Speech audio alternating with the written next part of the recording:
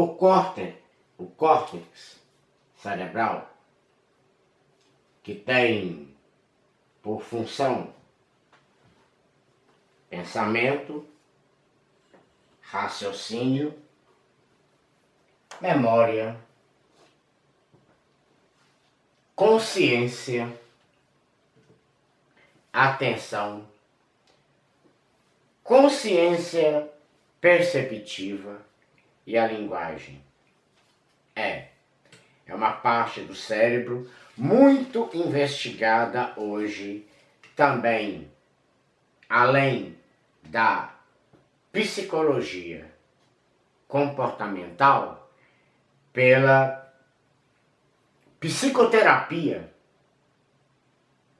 forense, além, é claro e evidente, a neurociência.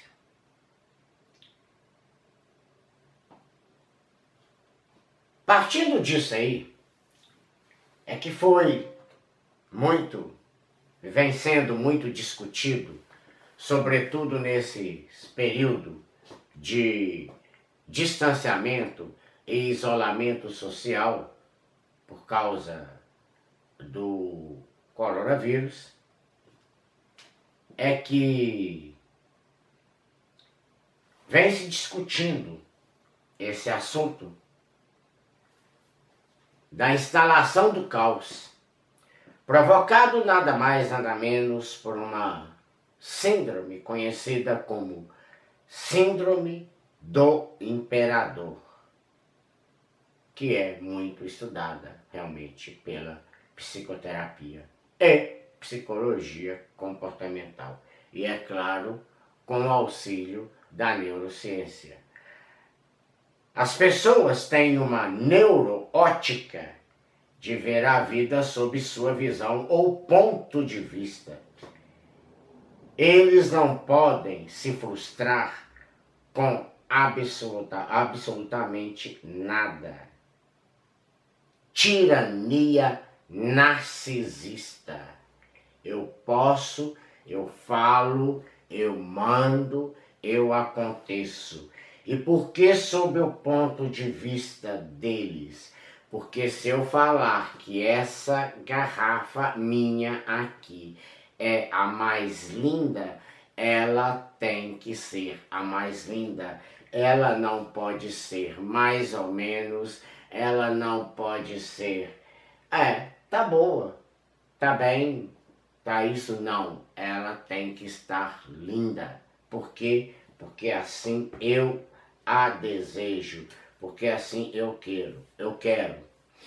A neurociência, estudando o córtex, parte do cérebro, leva essa pessoa a uma força de vontade desequilibrada. Sim, para conseguir aquilo que quer, essa pessoa ela é capaz de assumir, sabe, de agregar a ela uma força de vontade sobre-humana, sobrenatural.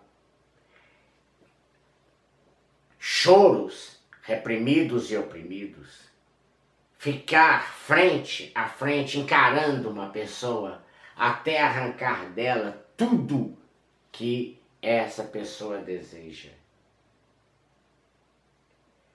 Não importa o tempo, porque ela não consegue ver por esse ângulo. Por isso, a gente fala, então, em neuroótica. É a visão, a visão distorcida, neurótica. E também, quando a gente fala neuroótica, a gente está falando visão da neurociência.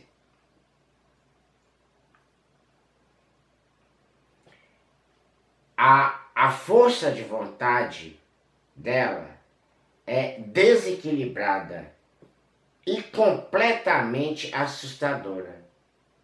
Então, como eu disse, neuroótica, pois tudo nela e dela tem de ser belo, tem que estar belo. Ser visto belo. Eis aí, né, a função da neuroótica. Vive um mundo encantado. Não pode ser, não pode ter briga, não pode ter, não pode ouvir não pode, de uma forma geral, ser contrariada. Ninguém pode brigar mais com ele. Ninguém briga com essa pessoa. Quem entrar no mundo dele, quem estiver vivendo nesse mundo dessa pessoa, ela tem que ser completamente subordinada às suas vontades. E é aí, meus caros, que a gente vê o inferno, o caos implantado dentro das famílias hoje em dia. O psicoterapeuta da USP, né,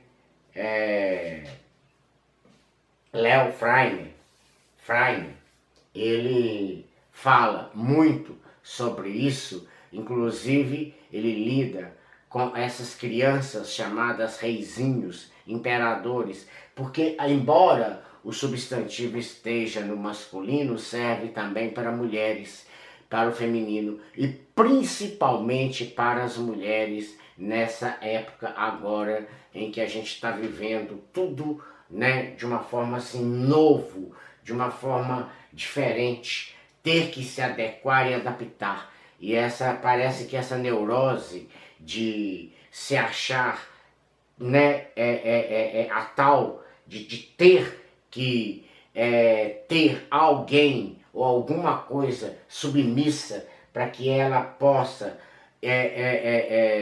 colocar a força de vontade dela, o querer dela acima de tudo e de todos, está mais afetando diretamente as mulheres.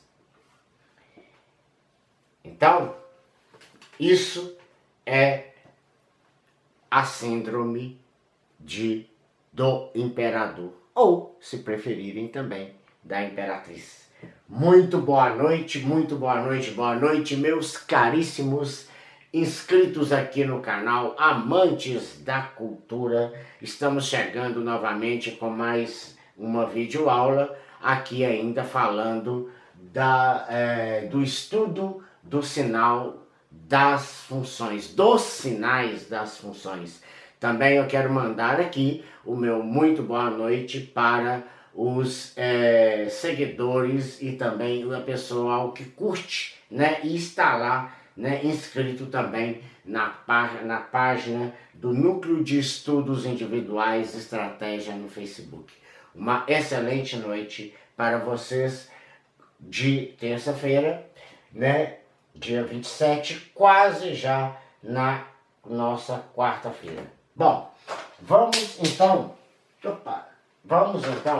começar aqui e vamos partir para o que a gente quer estudar.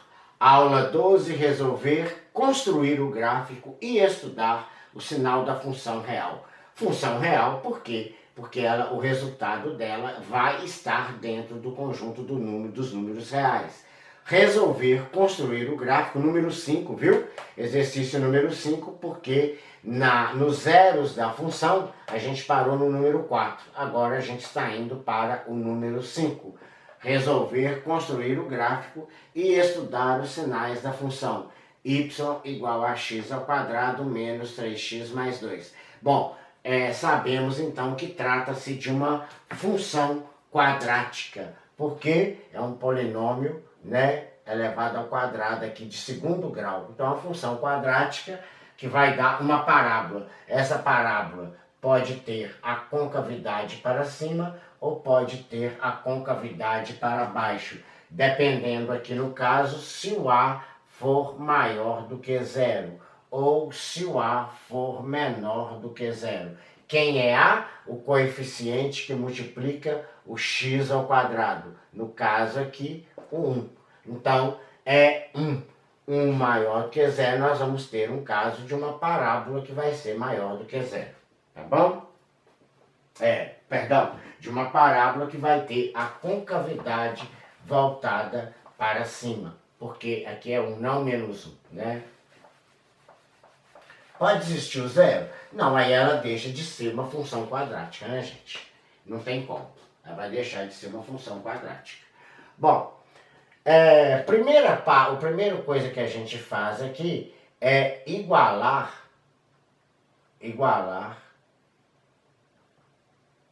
a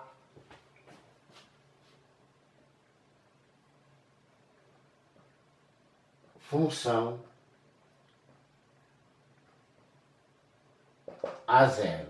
E isso vai me dar um x ao quadrado menos 3x mais 2, que é igual a zero. Bom, vocês estão vendo que nós caímos aqui em Bhaskara, né? Ou melhor, numa equação. Aqui eu tenho uma equação do segundo grau. E para toda equação do segundo grau, a gente tira então os coeficientes dela, né? O coeficiente A, o coeficiente B e o termo independente, o coeficiente C. O coeficiente A, nós já falamos, é 1. O B é menos 3 aqui. E o C, que é também 2, termo independente, tá? Bom, primeira coisa, eu preciso de achar o meu delta. Então, para encontrar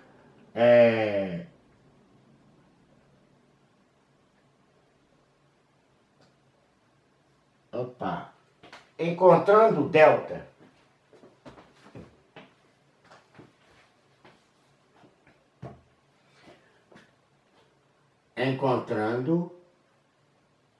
o delta,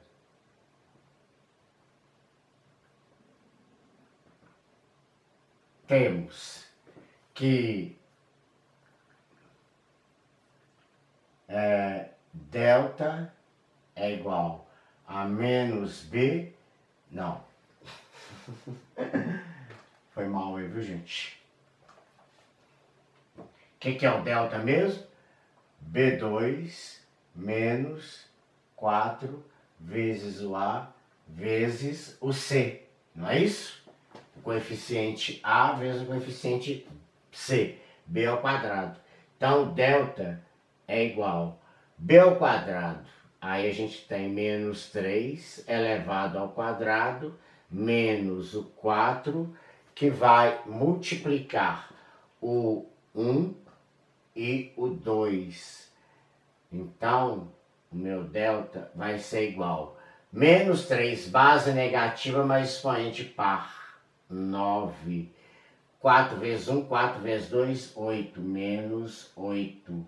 Então, o meu delta é igual a 1. Pronto. Então tá aí, né, para quem quiser, o valor de delta. Agora, encontrado o valor de delta, a gente passa a encontrar o valor de x, que é igual a menos b mais ou menos raiz quadrada de delta, aí sim sobre o 2 vezes o coeficiente A, tá? Bom, então, partindo disso, a gente vai achar a raiz aqui agora, que é o x, não é? Menos b é menos 3, mais ou menos raiz quadrada de delta, que é 1, sobre 2 vezes A, que é 1 mesmo. Aí, então, seguindo, eu vou ter o meu x, que é igual a menos 3, que é o 3, mais ou menos raiz quadrada de 1, que é 1 mesmo, sobre 2 vezes 1, que é 2. Bom, aí agora eu tenho, então, mais ou menos, então eu vou ter duas raízes aqui, x', né, que vai me dar igual a 3 mais 1 sobre 2. Então, o meu x', que é igual a 3 mais 1, 4 sobre 2, o x' meu é igual a 4 dividido por 2, 2. Pronto. Tá aí a minha raiz x'. E a minha raiz x, 2' vai ser quem então? Com menos agora, né? Que isso é uma convenção. 3 menos 1 sobre 2. Então eu vou ter x, 2 que é 3 menos 1 é 2 sobre 2 e x, 2 vai ser 1. Pronto. Tá aí as raízes, né, da minha equação. Ou os zeros também da minha função. Correto? Tá bom? Não é isso? É. Agora, olha aqui. Mas a gente agora vai estudar, então, a gente precisa estudar aqui o sinal dessa função. Então, vamos lá. Olha só. 1 e 2, o x, né? Então, não tem que nem traçar um eixo aqui, não. Olha só. 1 e 2. Muito prático. Pronto. Traça um eixo x assim, certo? O 1 e o 2. Você vai apenas... Você sabe que a parábola, a concavidade dela é voltada para cima. Por quê? Porque ela é... né? Não ficou lá essas coisas não, mas tá bom. Né? Ela fica, esse aqui é o eixo x, porque o A é maior do que 0. Tá? O coeficiente A é maior do que 0. 1, aqui ó, ainda aqui. Tá? Bom, estudando o sinal da função para x, quando x for menor, não é isso? Quando o x for menor do que 1 e o x for maior do que 2, então eu terei um y, no caso aqui, menor do que 0. Tá? Sempre aqui, ó. Viu? Quando for... E eu posso olhar isso também através da função? Sim. Porque se você atribuir esses valores, né, menor do que 1 e também maior do que 2, você vai ter então um y que vai ser menor do que 0. Agora, para x igual a 1 e x igual a 2, então o y é igual a 0. Porque são os próprios zeros da função. Olha aqui. Tá vendo? Então aqui, olha,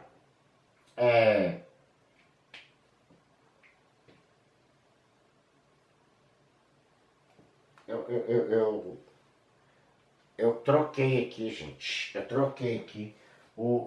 Aqui é maior do que 0, tá? E aqui é igual a 0, tá certo? Porque aqui, essa função, ela se trata positiva aqui, ó. E agora, para x maior do que 1 e x menor do que 2, então agora sim eu tenho um y menor do que 0, que é exatamente esse intervalo aqui, ó, tá? E ela vai ser negativa, a minha função aqui, ó, viu?